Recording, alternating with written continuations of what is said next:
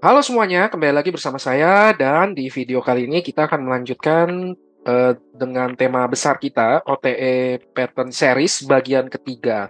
Nah, mungkin sebelumnya seperti biasa saya mau ngucapin terima kasih banyak buat semua dukungan, buat semua support dari semua teman-teman, daripada semua sahabat. Terima kasih banyak untuk support, untuk doanya, untuk semua motivasi dan dukungannya. Terima kasih banyak. Terkhusus buat para member Traktir Kopi juga terima kasih banyak, khususnya buat para mereka yang dari launching awal sampai hari ini masih setia menjadi membership, masih setia mentraktir saya kopi setiap bulan. Terima kasih banyak teman-teman. Semoga konten-konten yang saya buat itu bisa berguna, bisa bermanfaat ya, bisa membantu teman-teman untuk jadi seorang trader mandiri yang semakin konsisten dan profitable. Thank you supportnya teman-teman semua, dan ini akan jadi bensin semangat ya buat saya untuk bisa terus berkarya lewat channel ini. Sekali lagi, terima kasih semuanya. Terima kasih ya. Nah, sekarang kita masuk ke video aja. Jadi ini bagian ketiga dari Optimal Trade Entry Series kita.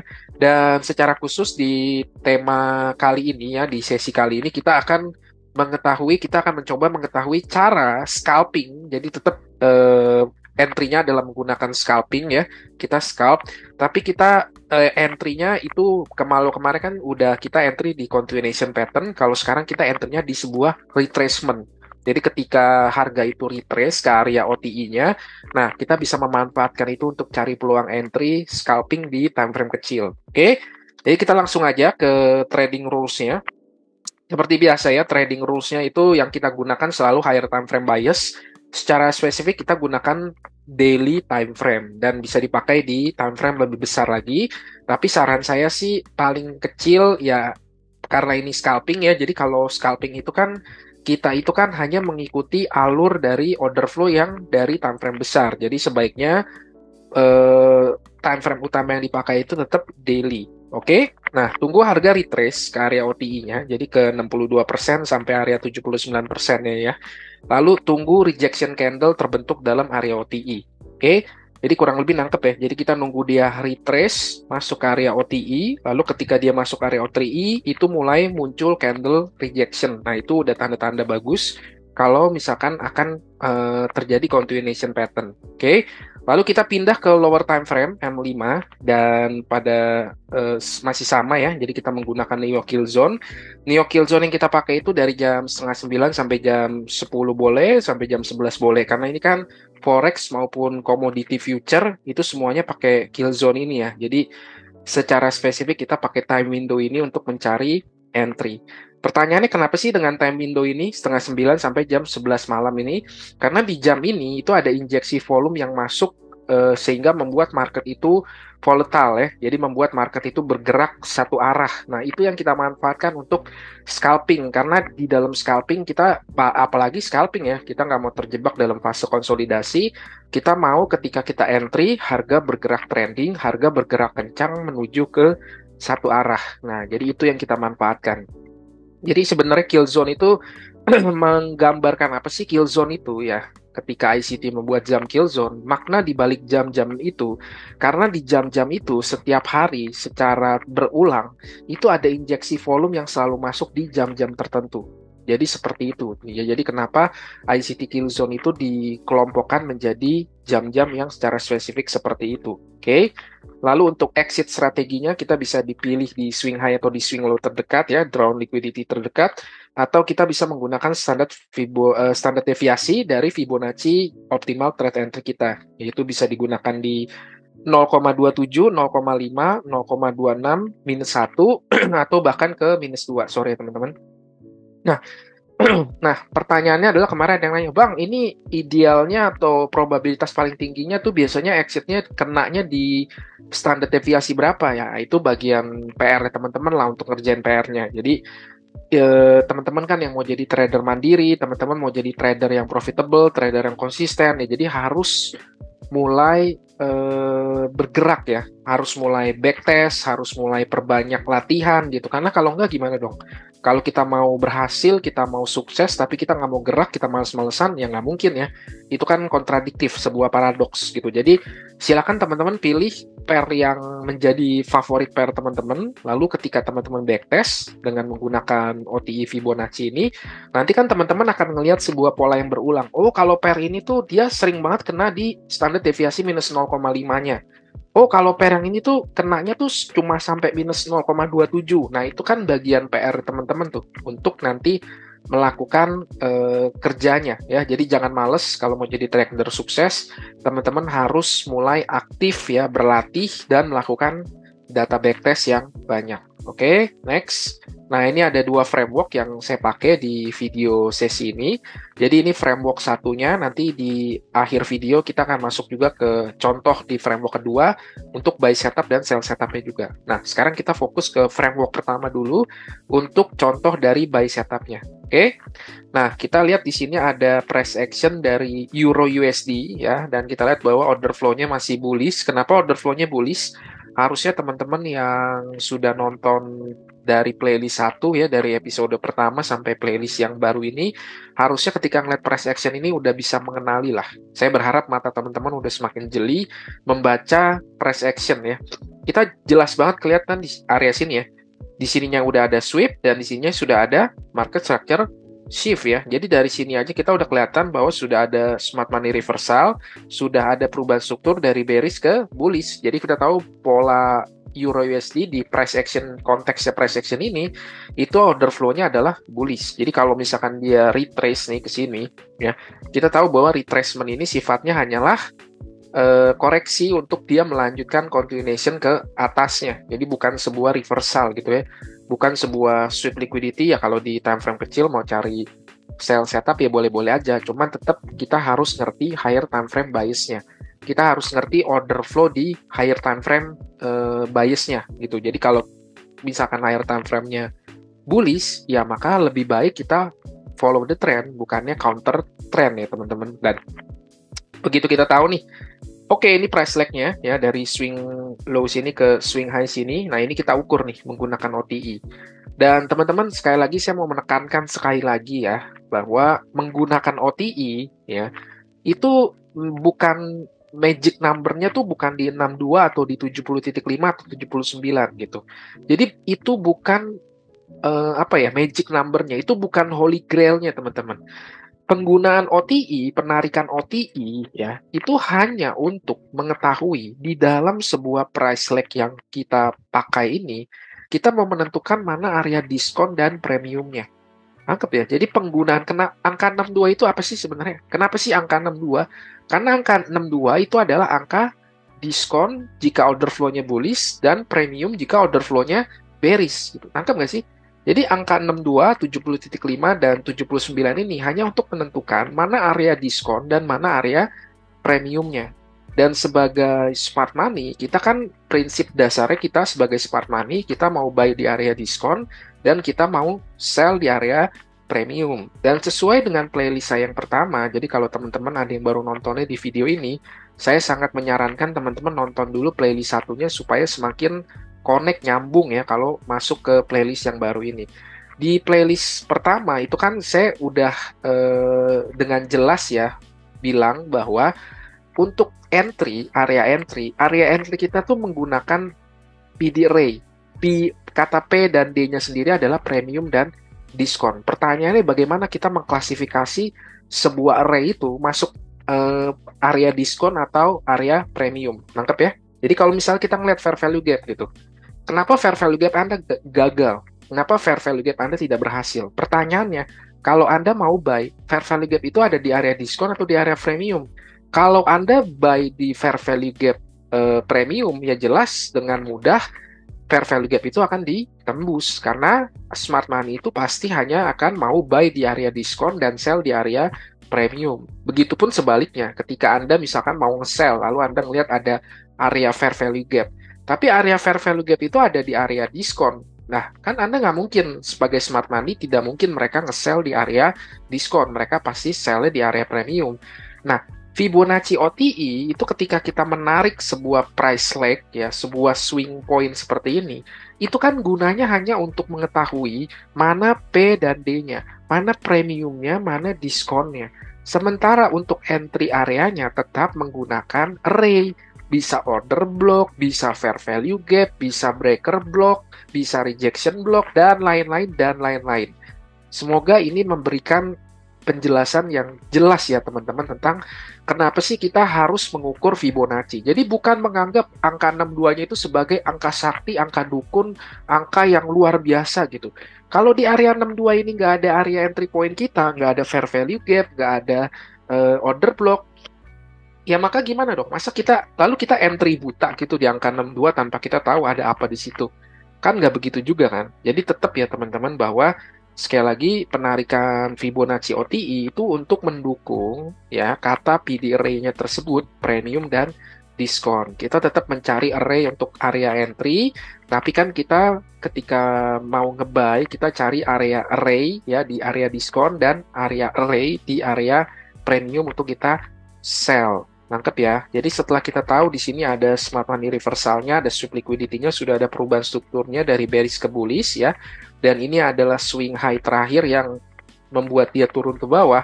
Maka dari swing high ini ke swing low ini kan adalah price lag-nya. Swing key point ya kan. Nah, ini bisa kita ukur untuk mengetahui nih kira-kira dia mana area diskonnya, mana area premiumnya ya. Jadi semoga ngerti ya teman-teman maksudnya memakai Fibonacci itu.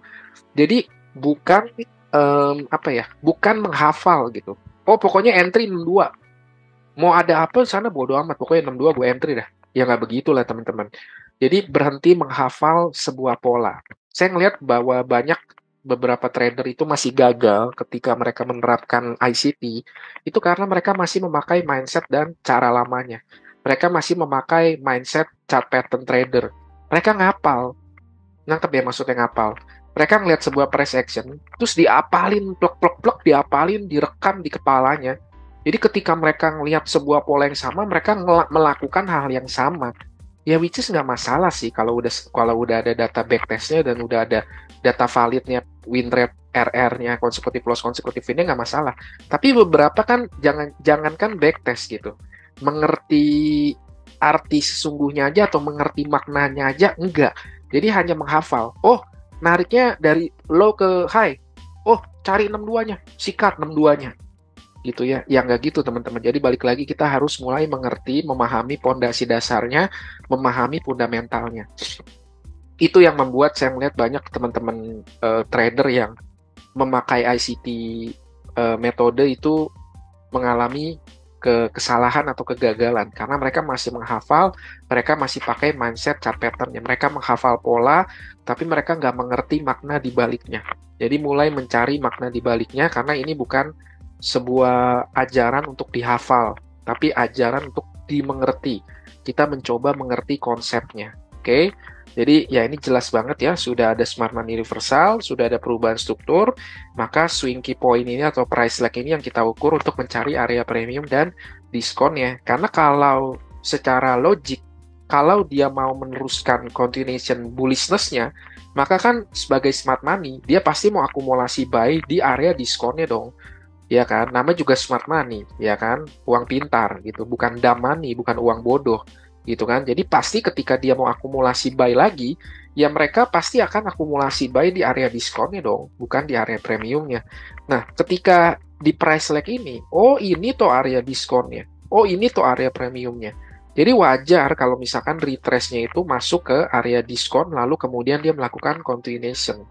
Tapi ya di sini kan secara khusus, secara spesifik video ini kan menjelaskan entry dengan scalping gitu. Kalau Anda sebagai swing trader atau position trader, ya mungkin Anda bisa nyaman-nyaman aja ya, seperti di playlist pertama misalkan gitu ya. Ketika ketemu smart money, ketika ketemu shift in market structure-nya, oh ini area OTI-nya bertepatan pula dengan daily fair value gap, Anda mau pasang limit langsung buy limit di sini, Anda mau pasang sell misalnya di bawah swing low ini, ya bebas-bebas aja gitu ya. Tapi kalau mungkin secara spesifik kan di video ini kan kita ngomongin tentang cara scalping, karena banyak banget yang minta video tentang scalping. Jadi tetap ya, walaupun teknik entry-nya scalping, kita tuh tetap memakai liquidity di area time frame besar. Karena sekali lagi saya tegaskan, tidak ada liquidity di time frame kecil, oke? Semua liquidity itu adanya di time frame besar, dan time frame terbaik untuk mencari liquidity adalah di time frame daily ke atas, daily, weekly, monthly, dan seterusnya. Jadi tetap, walaupun kita scalping, bukan berarti bahwa, aduh, lagi nggak ada kerjaan nih, aduh, lagi nganggur nih, ngapain ya?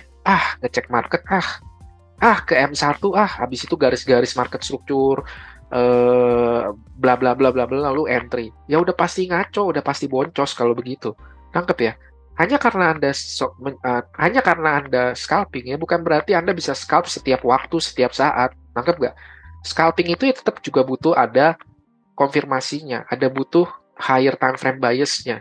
Jadi kita entry time frame kecil itu murni kita ke time frame kecil tuh ngapain? Kita ke time frame kecil itu murni hanya untuk cari entry. Kenapa kita berani entry di time frame kecil? Karena kita udah tahu pasti, kita udah punya kejelasan tentang apa yang terjadi di higher time frame-nya. Kita sudah tahu betul di higher time frame bias-nya tuh apa yang terjadi.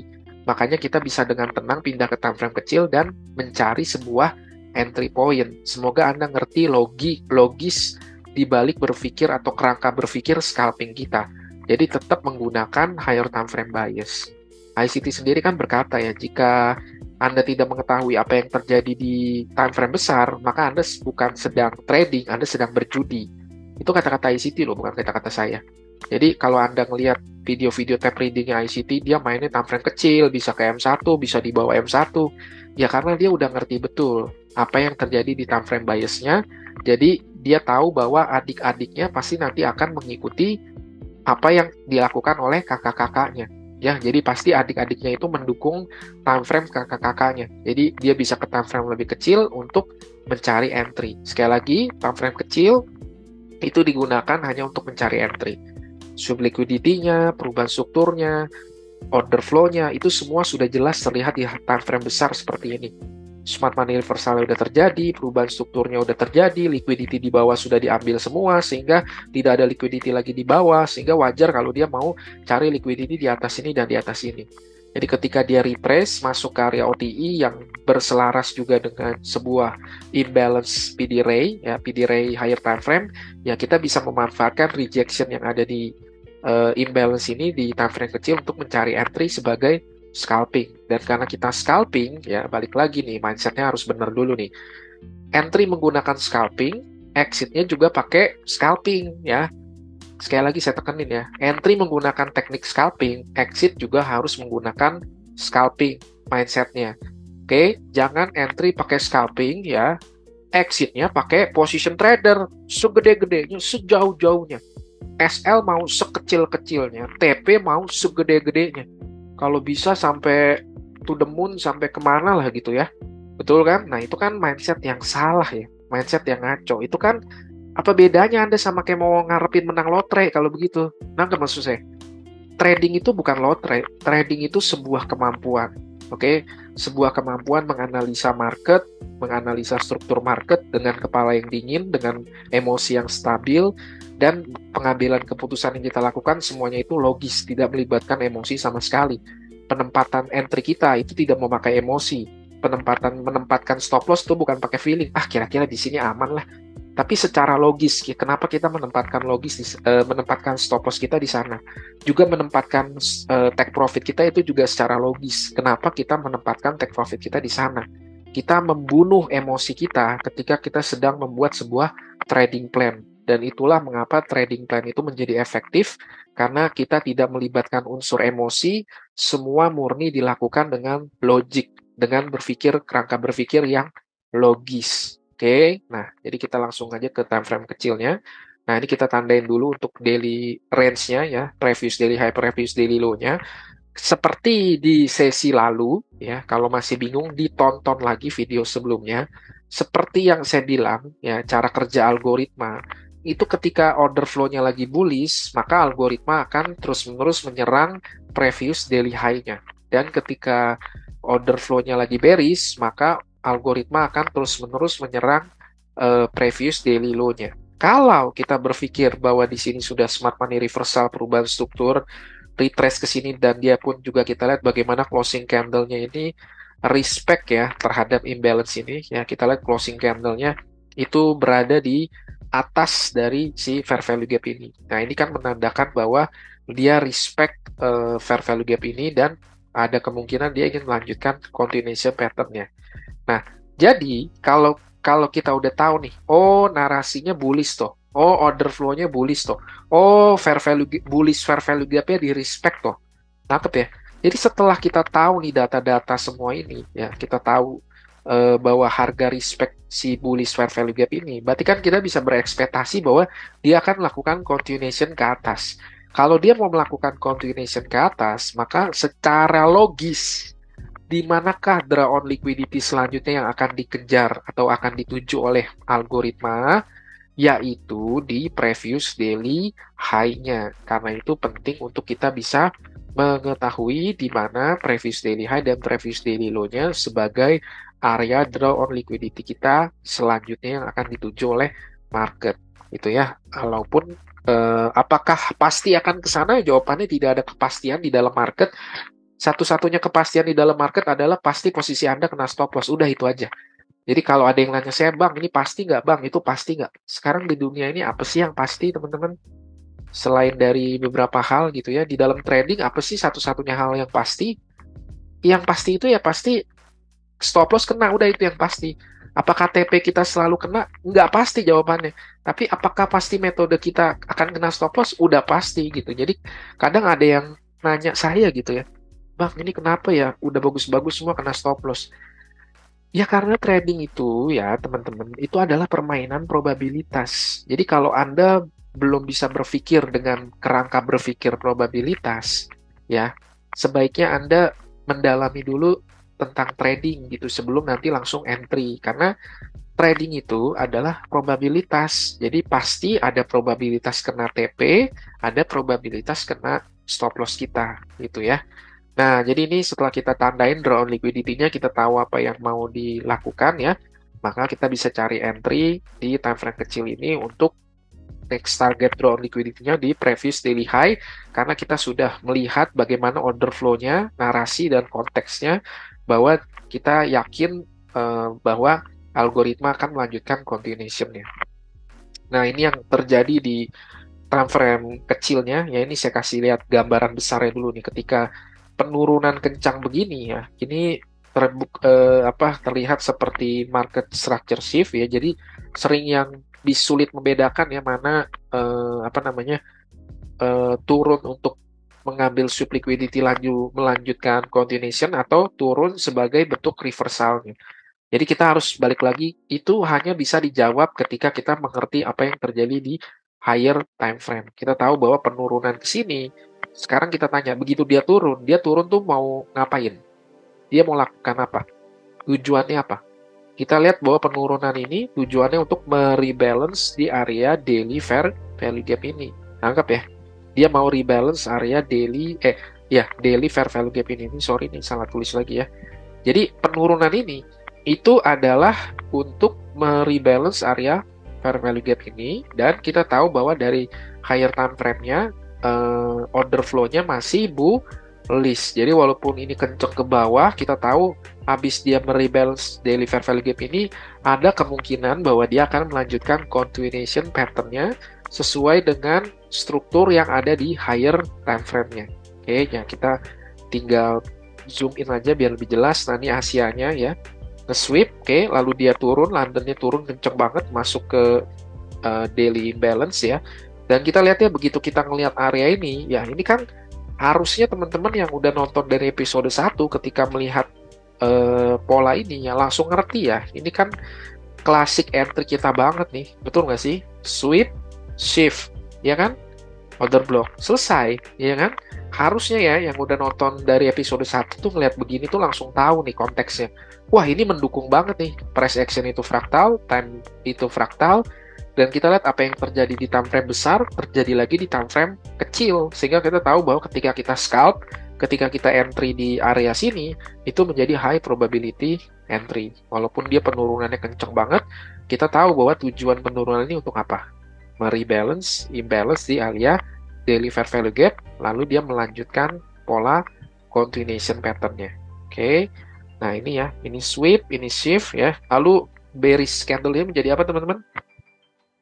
Menjadi order block ya. Jadi ketika dia masuk ke sini, ya ini menjadi, lihat bagaimana dia respect ya order block ini, lalu dia melanjutkan kenaikan ke atas. Tapi secara spesifik kan kita di video ini secara khusus ya, kita kan mau entry di specific time window, yaitu di New York Hill Zone setengah 9 sampai jam 10 atau setengah 9 sampai jam 11. Jadi ini metode ini cocok nih buat teman-teman yang mungkin para profesional ya. Jadi mereka yang kerjanya kantoran gitu kan.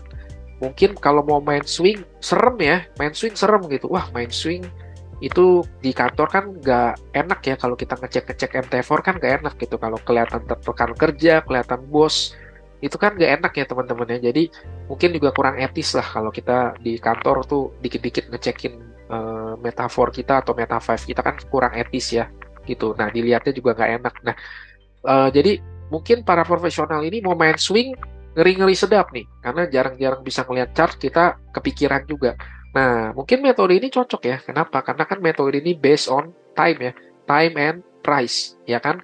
Jadi, apalagi jam setengah 9 malam itu New York local time, ya kalau disesuaikan sama zona waktu teman-teman ya, tergantung daerah teman-teman tinggal di mana.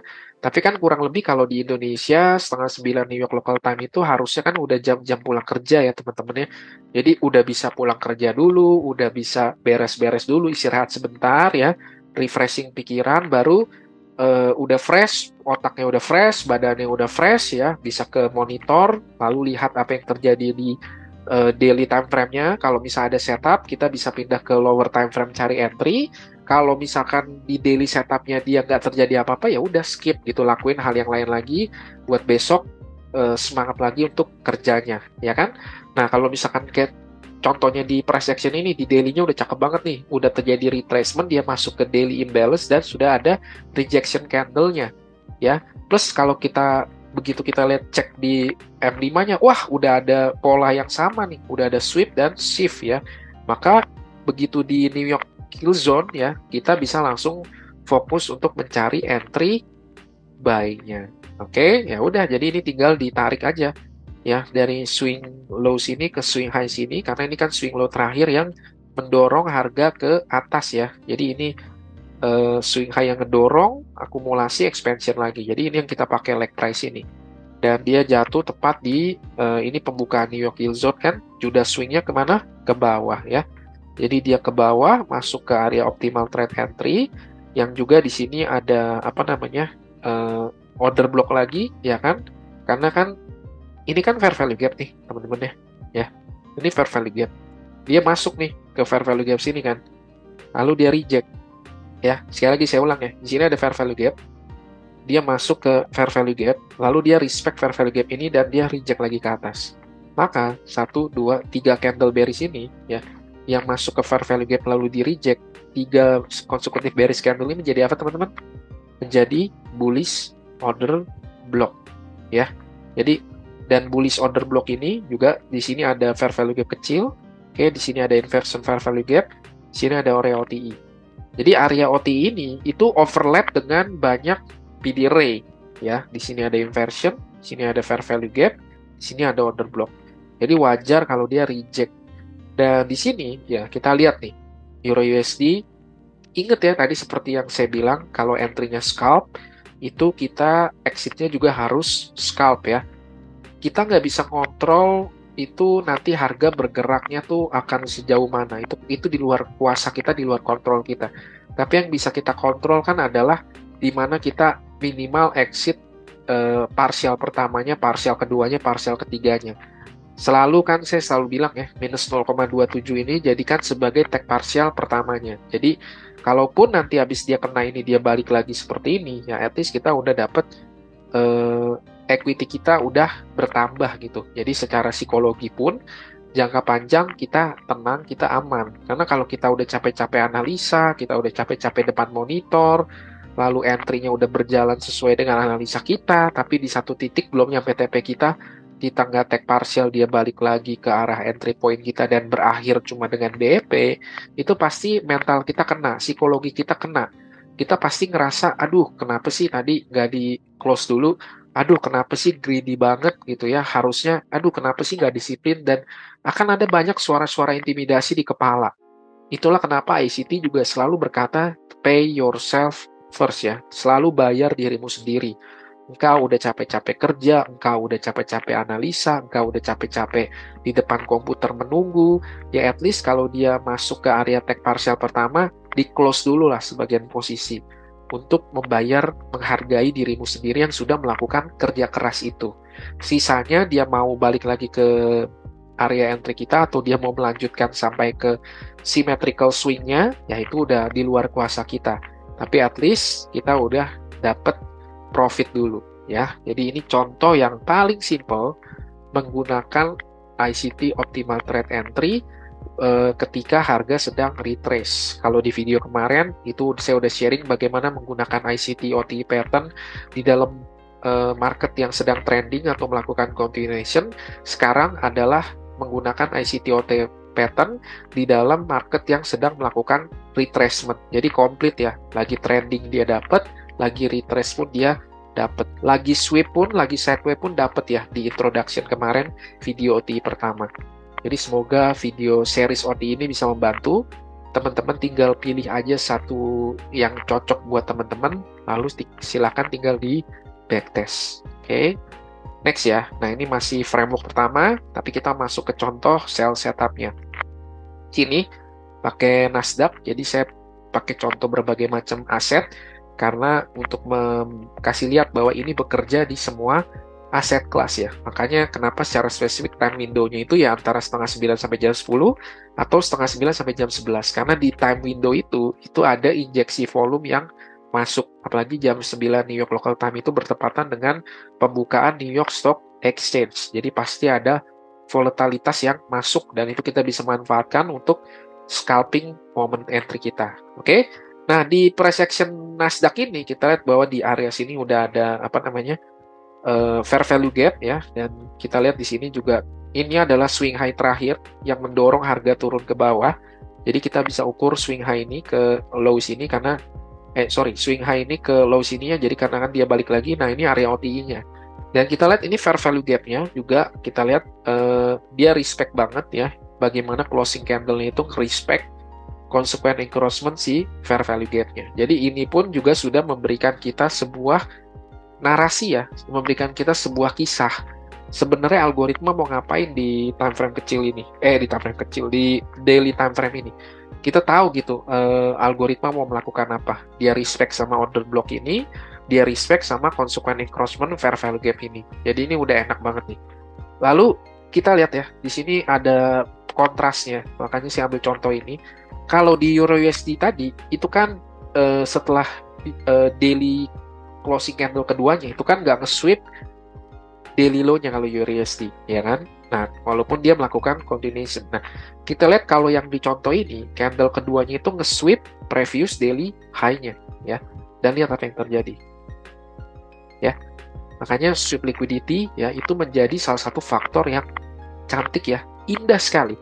Ketika kita melihat sweep liquidity, apalagi nih kalau sweep liquidity-nya terjadi di dalam sebuah imbalance ya, wah itu pasti rejection-nya itu nikmat sekali teman-teman. Jadi walaupun menunggunya lama, tapi kalau kita ketemu model begini, ada sweep liquidity dalam imbalance, nah ini adalah model pattern yang kita nggak mau lewatkan ya. Nah jadi ini bagus banget nih. Nah kita tinggal ke time frame kecilnya, dan seperti biasa kita tandain dulu untuk daily range-nya ya, previous daily high dan previous daily low.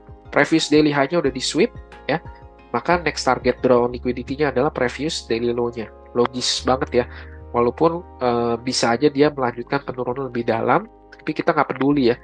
At least kita udah tahu bahwa area realistis draw liquidity-nya adalah di daily low, jadi kita bisa jadikan ini sebagai area exit point kita. Nah ini yang terjadi di time frame. Saya mau ngasih lihat nih, kerangka yang terjadi di time frame kecil itu seperti ini ya. Jadi ini di sweep ya, previous daily high-nya di sweep. Kemudian di sini ada rejection kenceng, jadi udah terjadi shift in market structure. Kemudian dia turun melanjutkan sampai ke previous daily low-nya. Jadi dealing range ini yang kita pakai ya, previous daily high dan daily low ini yang kita pakai. Habis dia nge-sweep, jadi kalau misalkan order flow-nya bearish, terjadi sweep liquidity previous daily high di dalam sebuah imbalance, di dalam sebuah bearish fair value gap, kita bisa yakin bahwa rejection-nya itu atau continuation-nya itu pasti akan ekspansinya itu akan movement-nya besar gitu ya. Nah, jadi inilah contohnya. Nah, ini saya zoom in biar lebih jelas kelihatan gimana cara entry. Kalau entry itu selalu jadi hal yang paling mudah ya teman-teman. Di sini udah nge-sweep ya. Lalu kita lihat bahwa London-nya udah ngelakuin rejection ke bawah, jadi udah ada shift in market structure juga. Nah, selanjutnya untuk entry-nya ya simple aja ya. Dan kita lihat bagaimana, kenapa sih selalu New York ya? Kenapa yang dipilih tuh New York gitu, bukannya London? Karena kita lihat nih ya, sebelum New York lihat price action nih. Naik turun, naik turun. Begitu London lihat price action nih. Bergerak trending satu arah. Itulah kenapa dari dulu ya, dari video playlist pertama saya kan udah bilang juga ya, kalau saya tuh cari entry selalu di New York. Karena profilnya New York tuh profil yang paling gampang. Profil New York tuh apa?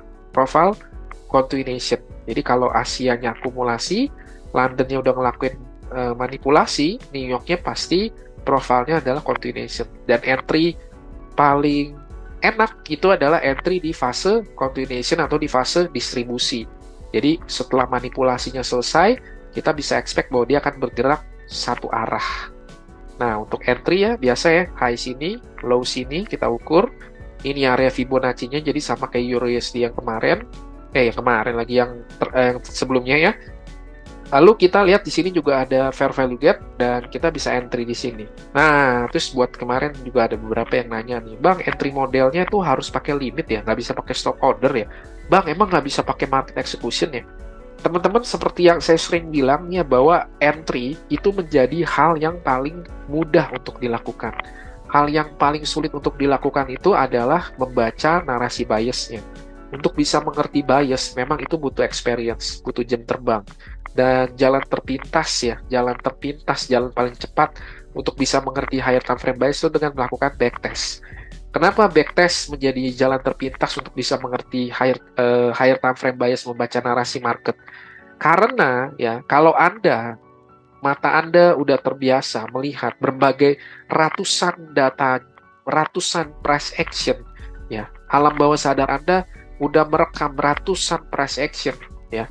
Itu ketika nanti Anda bertemu dengan live market seperti ini dan Anda mau mengambil keputusan, itu alam bawah sadar Anda yang sudah merekam ratusan bentuk price action itu, dia akan mengolah data yang kemudian disuguhkan ke Anda ketika Anda mau mengambil keputusan.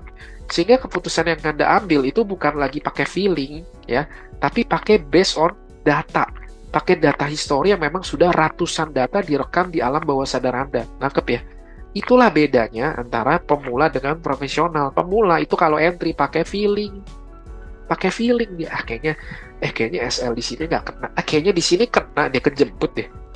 Itu kejemput di situ tuh atau SL nggak ke situ tuh alasannya apa? Feeling aja bro, feeling gue kan kuat, feeling gue kan nggak masalah, ya. Jadi kita nggak pakai feeling teman, kita based on data. Kita mau menyingkirkan kata feeling, kita mau menyingkirkan emosi. Semua keputusan yang kita ambil di dalam trading plan itu keputusan yang bersifat logis, tidak ada emosi di dalamnya. Semua memakai kerangka berpikir logis, logika. Pengambilan keputusan yang kita buat, trading plan kita, entry exit SL kita, semuanya itu base-nya logis, ya. Jadi itulah kenapa backtest diperlukan. Kalau Anda, alam bawah sadar Anda udah merekam ratusan data, itu bukan lagi feeling yang muncul, tapi intuisi. Intuisi itu muncul karena alam bawah sadar Anda itu sudah punya cukup data yang banyak ya untuk bisa mengolah informasi. Lalu informasi itu diolah di alam bawah sadar Anda, disuguhkan ke Anda ketika Anda mau ngambil keputusan, itu yang disebut sebagai intuisi. Jadi intuisi bukan base atau bukan berdasarkan feeling, tapi berdasarkan data histori yang banyak. Itulah kenapa intuisi itu jadi lebih cantik dibanding cuma sekedar feeling. Ya, kalau feeling kan jatuhnya jadinya judi. Tapi kalau intuisi itu sudah punya data histori yang banyak.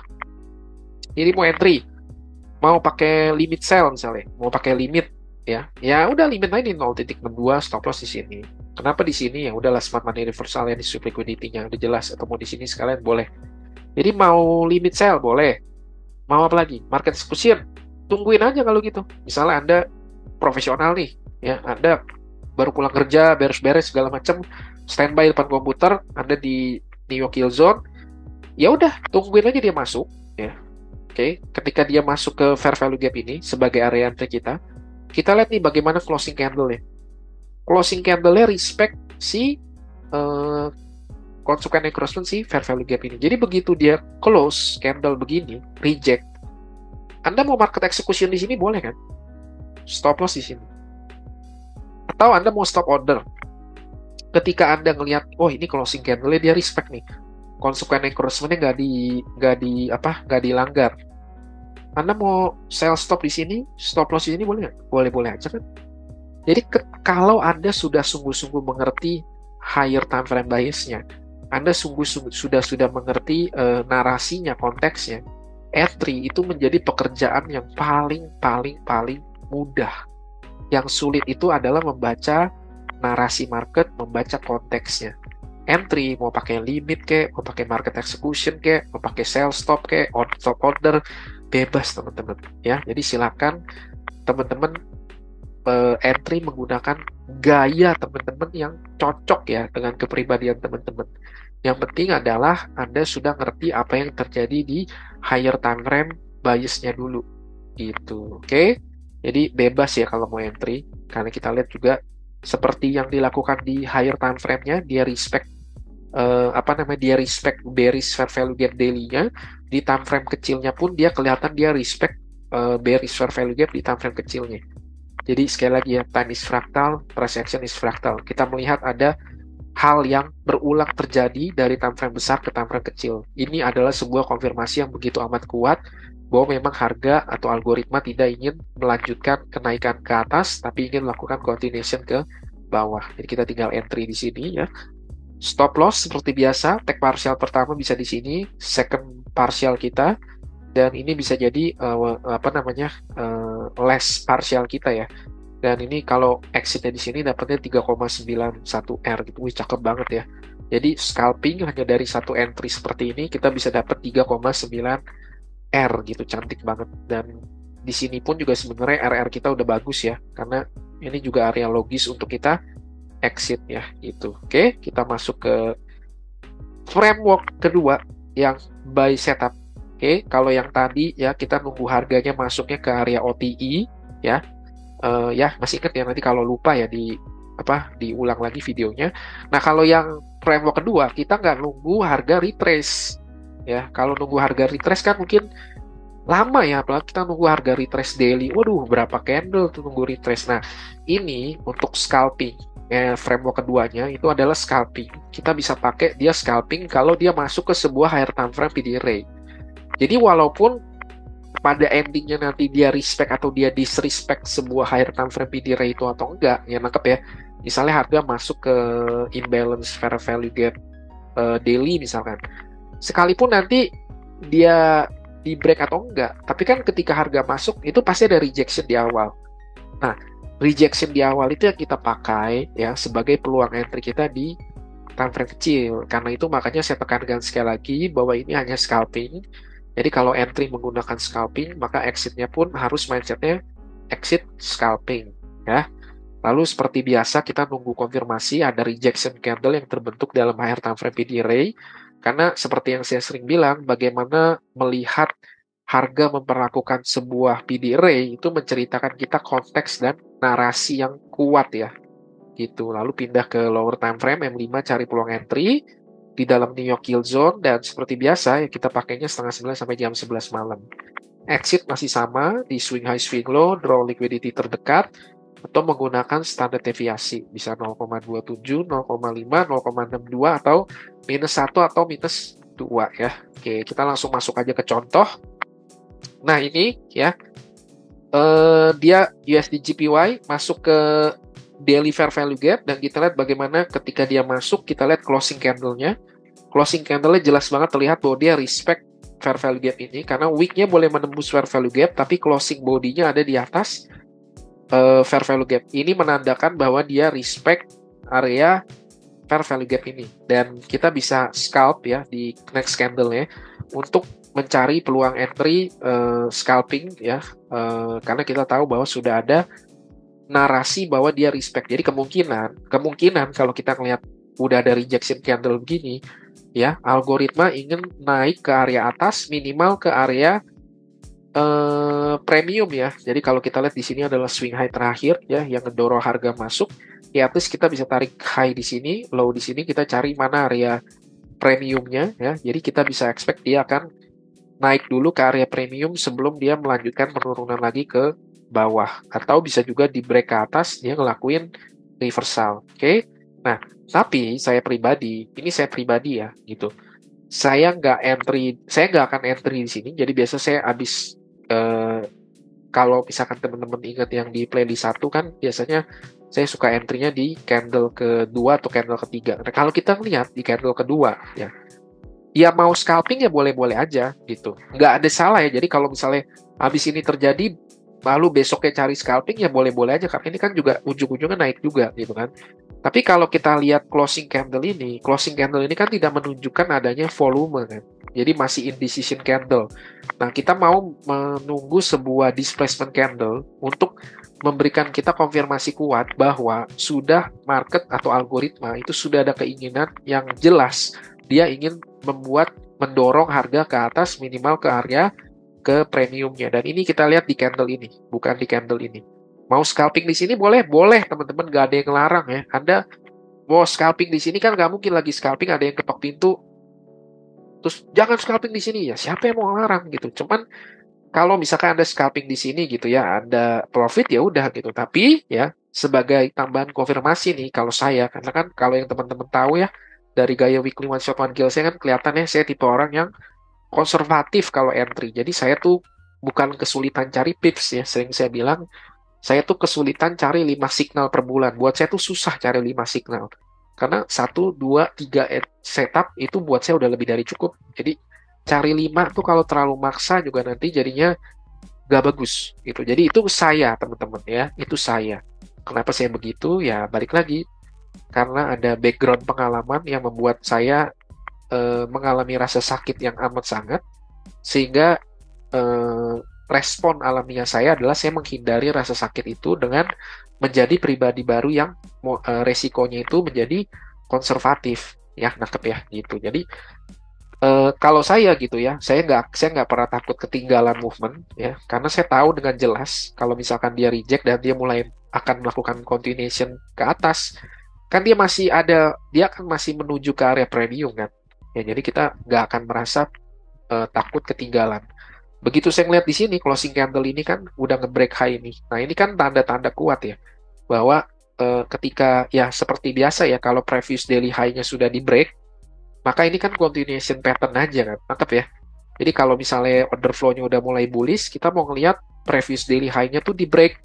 Kalau previous daily high ini di break, maka kita bisa expect bahwa previous daily high-nya juga pasti akan di break gitu ya oleh candle ini gitu ya. Jadi ini menandakan ya udah memberikan kita sinyal yang kuat bahwa order flow-nya sudah mulai menampakkan ingin ada bullishness ya, ada continuation bullish ke atas. Jadi kita bisa setelah ini ya adanya munculnya candle ini kita bisa cari entry di time frame kecil. Nah ini kita biasa sebagai range kita ya daily low-nya, daily high-nya, dan walaupun kita nggak ngeliat ada sweep di sini ya ini juga menandakan bahwa apa namanya dia sudah pengen eh, reject ke atas ya karena dia udah tidak mampu lagi ngelakuin sweep berarti dia pengen menuju ke atas. Oke, nah ini gambaran besarnya nih. Jadi kalau di ini nih ya week panjang ini kalau diubah ke true day open itu bentuknya begini. Jadi dia udah nge-sweep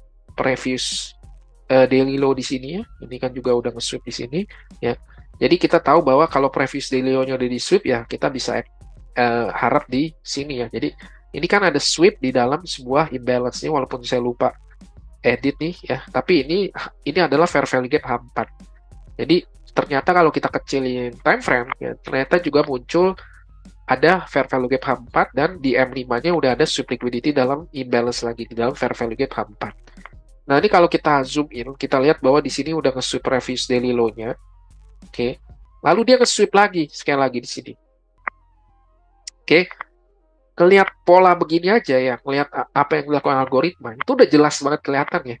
Kalau previous daily low ini di sweep, oke, low ini di sweep sekali lagi. maka liquidity di area ini pasti udah bersih, udah kinclong ya, udah nggak ada lagi liquidity yang tersisa di sini.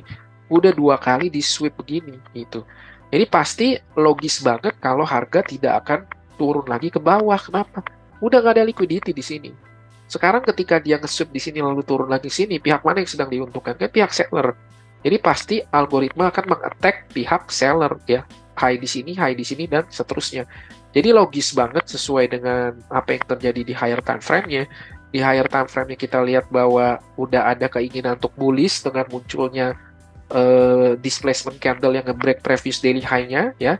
Di candle berikutnya juga udah ada sweep di seperti ini, dan kita bisa expect ada sweep liquidity dalam higher time frame PD Ray juga PH4. Jadi kita bisa expect untuk cari continuation ke atas. Nah, ini kan udah metode kita banget nih, udah modul entry kita banget kan, sweep. Ya, jadi ini bearish candle ini jadi apa? Order block ya. Jadi yang sederhana-sederhana aja ya kalau entry ya. Di sini juga ada apa? Fair value gap ya. Kita lihat bagaimana dia respect si order block ini, tapi secara spesifik kita mau cari entry mendekati New York kill zone ya. Kalau di kill zone ya kita lihat ya, sudah ada seperti ini ya. Di sini juga udah ada shift in market structure-nya. Jadi kita tahu gerakan turunnya adalah retracement untuk dia naik ke atas ya. Jadi kita bisa ukur low sini, high sini. Ya mau entry di sini boleh ya. Mau di New York kill zone ini ketika kita tarik Fibo-nya, dia masuk ke area OTI-nya ini ya, ke area OTI plus fair value gap ini, kemudian dia melanjutkan continuation ke atas. Karena pattern-nya udah terlihat dengan sangat cantik. Dan dia juga nyampe ke minus satunya gitu ya. Jadi kalau teman-teman sering backtest gitu, ngelihat modul begini, itu pasti nanti intuisinya udah muncul gitu ya. Jadi ya itulah. Jadi saran saya adalah teman-teman ya, nggak bosen-bosen, saya sangat menyarankan teman-teman untuk ngelakuin backtest. Jadi habis nonton video ya, udah banyak entry modul yang udah saya sharingin berserta dengan narasinya, naratifnya. Ya sisanya tinggal Anda pilih aja satu metode yang cocok dengan Anda, cocok dengan kepribadian, profil resiko, dengan kesibukan Anda. Lalu Anda backtest gitu ya dengan data yang banyak supaya Anda tahu apa namanya, modul Anda validasinya tuh berapa gitu. Dan walaupun banyak ya kemarin yang komen minta saya bawain money management. Nah, sekalian saya bahas kenapa sih belum bahas money management, karena kalau bisa aja bawain money management, tapi saya merasa bahwa kalau saya bawain tema money management itu hanya jadi sebuah cerita dongeng, hanya jadi seperti membacakan buku aja buat pengantar tidur. Kenapa? Karena risk management dan money management itu baru bisa efektif digunakan ketika Anda sudah punya sebuah entry modul. Kalau Anda sendiri aja belum punya entry modul, gimana Anda mau nerapin risk management? Bagaimana Anda mencari risk management yang cocok dengan Anda kalau Anda nggak punya data? Apa datanya? Anda nggak tahu win rate Anda berapa, Anda nggak tahu risk and reward Anda berapa, Anda nggak tahu consecutive loss Anda berapa, consecutive win Anda berapa. Kalau saya cuma bawain teori tentang risk management dengan money management, ya itu hanya kayak jadi dongeng pengantar tidur. Tapi kalau Anda udah tahu, oh entry, Anda udah punya entry model, Anda udah backtest sekian ratus data, atau minimal 1 tahun, Anda udah punya data. Oh, ternyata entry modul saya itu win rate-nya segini. Oh, ternyata entry modul saya itu consecutive loss-nya segini. Nah, ketika Anda tahu, oh consecutive loss saya segini toh. Nah, kalau consecutive loss Anda segini, kan Anda baru bisa nerapin risk management. Anda bisa menghitung kira-kira risk per trade yang cocok itu berapa. Kalau consecutive loss-nya 7 kali misalnya. Oke, lalu kan sekarang Anda bisa berpikir gitu, wah kalau consecutive loss 7 kali, setiap entry saya pakai 1% risk, ada kemungkinan saya ngalamin drawdown 7% loh itu. Nah pertanyaan yang ngalamin drawdown 7% bisa tidur nggak malamnya? Ya kalau nggak bisa tidur jangan 1%, dikurangin dong. 0,5% jadi 3,5%. Kalau drawdown 3,5% bisa tidur nggak? Ya kayaknya masih bisa. Ya udah pakai itu. Jadi baru bisa maksimal diterapkan risk management dan money management itu kalau Anda udah punya data backtest-nya. Anda udah tahu modul, Anda udah punya satu modul yang Anda nggak ubah-ubah, nggak pindah-pindah. Anda udah berhenti mendengarkan suara-suara berisik di luar. Anda udah fokus dan tidak lagi terkecoh ya dengan apa namanya, konten-konten yang berseliweran di YouTube yang mendistract Anda gitu ya. Anda udah pakem aja sama metode Anda gitu. Dan ketika Anda udah pakem ya, Anda udah tahu data validnya dengan data backtest kan enak gitu ya. Karena sekalipun Anda ngalamin loss ya, ini kuncinya kenapa backtest penting. Sekalipun Anda ngalamin loss atau nggak ngalamin loss deh, sekalipun di bulan itu Anda loss. Jadi 1 bulan full hasil trading Anda loss, Anda nggak akan terlalu jatuh gitu. Kenapa? Karena Anda udah ngelakuin backtest. Ketika Anda udah ngelakuin backtest, Anda punya data win rate, RR, consecutive loss, consecutive win. Bahkan Anda udah punya data dari 12 bulan data. Ingat ya, metode trading itu statis. Sementara market itu dinamis. Jadi wajar kalau sesuatu yang statis itu tidak akan bisa mengimbangi sesuatu yang dinamis. Bener ya? Jadi wajar banget, logis banget ya. Kalau misalkan ada bulan-bulan di mana Anda ngalamin loss. Kenapa? Karena metode trading itu statis. Sementara market dinamis, bisa diatur dengan fundamental, geopolitik, dan lain-lain. Metode trading itu statis. Jadi kalau ada bulan yang loss, sangat-sangat amat normal bagi seorang trader. Bahkan profesional trader sekalipun juga pasti ada mengalami losing month-nya. Yang penting adalah end of the year-nya dalam konteks 1 tahun itu masih profit, masih positif. Nah, Anda udah punya data backtest nih. Misalnya Anda backtest data 3 tahun. Dari data 3 tahun ada pola. Oh, tiap bulan Maret dengan metode yang saya pakai ini, setiap bulan Maret selama 3 tahun berturut-turut, dia itu selalu ngalamin loss di bulan Maret. Metode saya misalnya, itu bulan Maret. Metode saya yang terbaik itu di bulan Agustus. Gitu. Oh, selama backtest 3 tahun misalnya. Bulan Agustus tuh bulan terbaik saya. Tiap kali Agustus tuh profitnya lebih besar dibanding bulan-bulan lain. Nah, Anda kan punya data. Anda tahu seasonality metode Anda. Anda tahu metode Anda di musim-musim mana dia bekerja dengan sangat bagus. Seperti misalkan seorang yang buka toko, seorang pedagang buka toko gitu. Dia kan punya data. Di bulan apa dagangannya laris, di bulan apa dagangannya sepi. Betul kan? Jadi kan ketika dia tahu, oh di bulan ini dagangannya sepi, di bulan ini dagangannya rame. Nah, ketika di bulan-bulan di mana dagangannya sepi, dia kan bisa ngelakuin risk management di situ. Dia bisa ngelakuin money management, betul nggak? Misalnya stok barangnya dikurangin, yang tadinya ngambil dari supplier segini, sekarang di bulan itu lebih sedikit ngambilnya. Atau misalkan di bulan itu ya nggak perlu nambah karyawan, ya kan? Karena apa? Karena omsetnya kecil dibanding bulan lain. Tapi kalau dia tahu nih, oh di bulan ini itu biasanya musiman, kalau saya jual produk ini, musimannya di bulan Agustus, itu omsetnya meledak. Nah, risk manajemennya, money manajemennya kan bisa diatur. Wah, berarti kalau di bulan ini meledak, nanti kontak supplier minta di bulan Agustus, kirimannya diperbanyak. Lalu mungkin bisa nambah karyawan, supaya nanti ketika customer datang, nggak ngerasa dicuekin, tapi ada karyawan yang melayani. Jadi kan pengambilan keputusan kita itu jelas, logis gitu loh, based on data.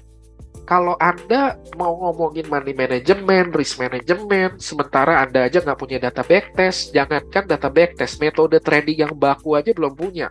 Metode trading aja masih pindah sana, pindah sini. Habis dengerin saya, pakai. Nanti ketemu lagi duduk bengong-bengong nonton YouTube, di thumbnail muncul lagi YouTuber lain ngajarin ICT, dipakai lagi. Lebih parah lagi, digado-gadoin lagi, ya kan? Ya ada yang bilang, emang kenapa gado-gado? Ya nggak apa-apa sih. Kalau suka gado-gado ya silakan. Kalau saya sih suka saya sih suka fokus sama satu hal aja. Saya nggak suka gado-gado, gitu ya. Tapi kalau ngerasa gado-gado baik, bikin akun bertumbuh, ya silakan teman-teman. Masalahnya gado-gadonya udah di backtest belum? Atau jangan-jangan cuma pakai feeling? Kayaknya kalau metode Sinando digabung sama metode itu, kayaknya hasilnya bakal keren deh. Udah di backtest belum?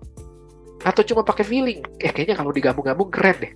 Udah ada data backtestnya, udah ada data validnya, udah ada dana musimannya, udah teruji setiap waktu.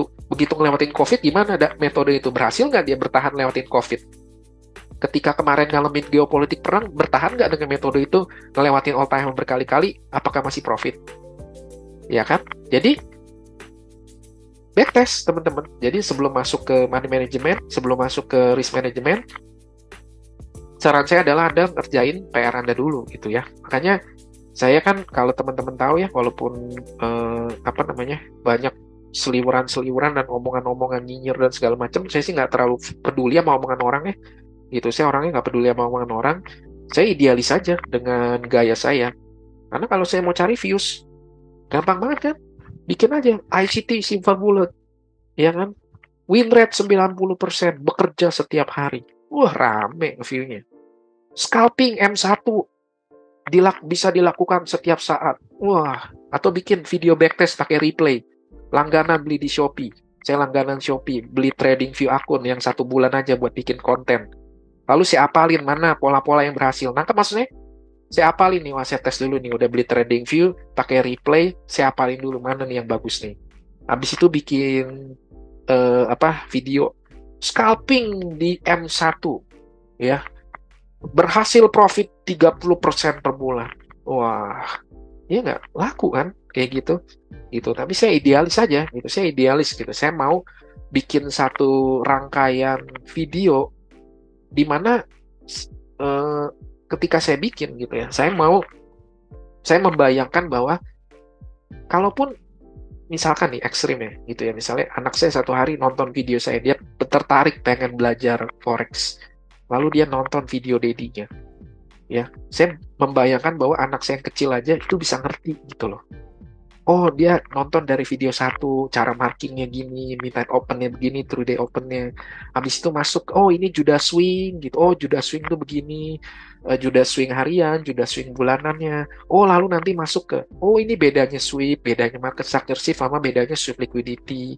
Lalu kalau market structure shift itu begini bentuknya, lalu masuk ke PD array dan lain-lain.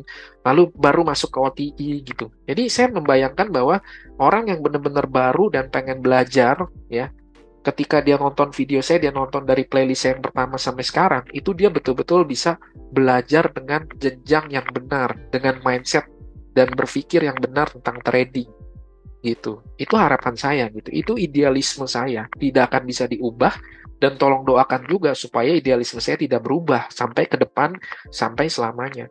Makanya ketika saya bikin pengajaran gitu ya, saya betul-betul bikin I give my best gitu, di luar dari apapun reaksi Anda, di luar dari, saya nggak bisa ngontrol apa pikiran orang ya, pikiran-pikiran negatif orang, tapi at least I do my best, dan saya nggak nyesel untuk setiap konten yang saya keluarin ya, dan saya berharap bahwa itu bisa berguna dan bermanfaat gitu. Jadi sebelum nanti masuk ke pengajaran tentang risk management dan money management, saya berharap teman-teman at least udah punya satu metode baku dan sudah punya data backtestnya ya. Jadi kalau udah punya data backtestnya, udah punya data metode bakunya, baru ngomongin risk management dan money management tuh enak gitu loh. Oke, lanjut ya. Nah, ini dapat 3,14 R kalau kita di minus satunya gitu ya. Jadi ini ekstrimnya aja tetap di minus 0,27, itu kita take partial pertama kita. Nah, ini framework kedua, sell setupnya. Jadi ini yang terakhirnya. Ini light crude oil, jadi semua aset kelas ini bisa dipakai, jadi bebas ya mau pakai apapun. Dan kita lihat di sini, saya ambil contoh, di sini ada volume imbalance ya, dan di sini ada fair value gap. Jadi kalau ada volume imbalance dan ada fair value gap, itu ditandain markingnya begini ya teman-teman, dari volume imbalance-nya ditandain sampai weak fair value gap ini gitu. Dan kita lihat bagaimana dia respect consequent encroachment-nya. Dan sebenarnya ini udah diajarin ICT di video-video sebelumnya, cuman mungkin salah satu saya mau bilangnya salah satu tantangan belajar ICT itu, informasinya tuh kadang tersebar di semua, atau tercecer di video-video yang tersebar, jadi nggak compile dalam satu video gitu. Dan yang saya suka kalau teman-teman nonton ICT Mentorship 2024 ya, mentorship terbaru dia, itu yang saya suka adalah dia ulang kan di ICT Mentorship 2024, kan dia ngajarin ini kan pertama-tamanya. Dia ngajarin marking yang benar di dalam fair value gap ketika ada volume imbalance seperti ini. Gitu ya. Jadi sebenarnya udah diajarin, cuman ICT Mentorship 2024 ini mungkin yang bikin dia spesial adalah kayak ICT jadi lebih lebih mengkompal ya. Jadi hal-hal penting itu dikompal semua jadi satu. Jadi yang udah belajar begitu dengar 2024 tuh kayak merasa dapat peneguhan aja. Oh, berarti udah bener saya selama ini ya. Oh iya bener, saya juga waktu backtest nemuin hal begitu. Dikonfirmasi oleh ICT gitu. Salah satunya adalah ICT bilang ketika order flow lagi bullish, ya order flow lagi bullish dan harga masuk ke sebuah bullish fair value gap dan dia respect consequent encroachment-nya, maka kita bisa expect bahwa akan ada continuation expansion gitu. Seperti yang saya jelasin tadi di sebelum-sebelumnya gitu. Jadi memang itu udah diajarin ICT dari dulu, cuma di 2004 dia menegaskan lagi hal-hal seperti itu. Eh, Lihat bagaimana harga menghargai atau respect atau disrespect sebuah fair value gap, menandai marking PD array yang benar jika ada overlapping PD array kayak gini, imbalance, volume imbalance, dan PD array, dan lain-lain gitu. Jadi kalau mau nonton 2024 silahkan ya, itu banyak sekali informasi-informasi praktis yang bisa langsung dipraktekkan gitu, yang bisa sangat membantu. Nah ini kita lihat dia respect on sequence encroachment ya. Jadi kita tahu bahwa dia akan melakukan continuation ke atas. Walaupun candle keduanya nggak nge-sweep previous daily high-nya, tapi di sini terjadi failure swing.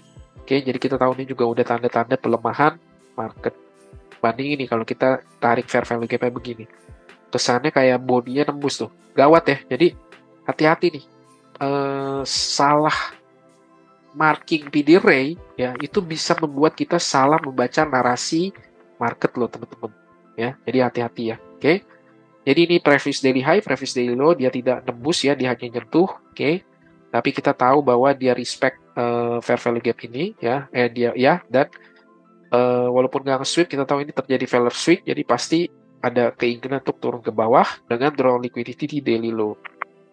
Ini yang terjadi di time frame kecilnya, ya, dia menyentuh di sini bikin relatively equal high. Tapi kita lihat ada displacement ke bawah, jadi udah ada shift in market structure, dan dia menyentuh ke, aduh ini salah lagi nih, previous daily low-nya. Oke, kita ke time frame kecil, kita zoom in. Nah ini ya, jadi Asia akumulasi, London manipulasi. Nah saya mau tekanin ini ya teman-teman. Jadi ketika London melakukan manipulasi seperti ini, jadi di sini Anda jelas lihat ada sebuah draw on liquidity. Oke, Londonnya ngelakuin manipulasi tapi belum sampai ke previous daily high-nya, ke dalam draw liquidity-nya. Saran saya, kalau terjadi kasus begini, lebih baik sabar menunggu konfirmasi lebih lama. Yaitu apa? Karena terlalu obvious bahwa previous daily low ini pasti akan ditarget oleh algoritma untuk ngelakuin sweep, baru kemudian continuation ke bawah gitu. Jadi jangan terkecoh ya. Makanya kenapa sekali lagi saya suka entry di New York Yield Zone. Karena New York Yield Zone itu sifatnya atau profilnya itu adalah continuation. Jadi dia menjadi lebih mudah entry di fase distribusi atau di fase continuation tuh jadi lebih paling mudah ya dibanding kita mencari entry di fase yang lain. Makanya kenapa saya suka banget entry di fase manipulation, entry di fase distribusi atau continuation. Nah ini kalau cari entry simple ya, tinggal ditarik aja high dan low-nya ya. Kita dapat di sini area OTI-nya. Ini berapa bullish konsekutif bullish candle ini jadi order block ya. Jadi kita bisa entry sini, lalu kita bisa exit bahkan sampai ke previous daily low-nya tadi ya. Tapi kalau di sini kita pakai minus satunya, ini dapat 3,34 R. Jadi semoga jelas ya teman-teman, di sini aja udah ada dua setup framework nih. Jadi kalau dari nonton dari awal OTI pattern series-nya udah ada berapa modul yang bisa Anda pakai dan bisa Anda backtest, dan saya tunggu ya hasil backtest Anda supaya apa ya, kita bisa move on, kita bisa lanjut ke materi-materi yang lebih dalam. Oke? Nah, jadi gitu aja teman-teman untuk video kali ini. Terima kasih banyak yang sudah nonton dari awal sampai akhir, khususnya buat para sahabat Traktir Kopi yang selalu setia mendukung, yang tiap malam minggu selalu hadir untuk ngikutin Zoom bersama saya. Ya, jadi thank you banget buat semua support, dukungan, dan doanya. Terima kasih banyak. Semoga konten-konten saya juga bisa bermanfaat dan berguna buat teman-teman semua. Yang mau join ke grup Telegram silakan, yang mau follow Instagram itu juga boleh ya. Atau mau follow TikTok, saya baru bikin akun TikTok, jadi udah jadi anak TikTok ya, TikTokers gitu ya. Boleh follow juga akun TikTok saya, atau yang mau dapat ebook gratis, tidak perlu beli di marketplace, Anda cukup bisa download gratis ebook saya di grup Telegram eksklusif saya. Semua linknya ada di deskripsi video, jadi pastikan Anda cek deskripsi video dan Anda pilih di mana Anda mau dapat ini ya gitu. Nah ini jangan lupa buat teman-teman Traktir Kopi, ini reminder sekali lagi, hari Sabtu tanggal 7 September jam 7:30 kita akan lakuin live Zoom sekali lagi. Tema besarnya gambler or trader ya. Jadi itu tema yang saya pilih. Walaupun secara gambaran besar kita masih masuk ke tema besar kita psychology of money. Bagaimana kita sebagai trader kita harus punya pandangan yang benar atau relasi healthy relationship with money. Kalau kita masih punya pandangan yang salah tentang uang, atau kita masih menganggap uang itu jahat, uang itu alat iblis, kita benci kepada orang kaya, ya susah teman-teman ya. Dan kita nanti bahas lebih dalam lagi tentang psychological wallet ya, rasa nyaman kita terhadap sejumlah nilai uang gitu. Makanya kenapa para pemenang lotre itu kalau Anda googling, semua pemenang lotre itu rata-rata di tahun kelimanya itu lebih bangkrut dibanding tahun di mana dia menang lotre, karena dia tidak misalnya seorang terbiasa punya uang 10 juta, ketika dia tahu-tahu dapat 20 juta kan dia nggak nyaman tuh, dia risih. Kok tahu-tahu dapat 20 juta ya? Biasanya kan 10 juta.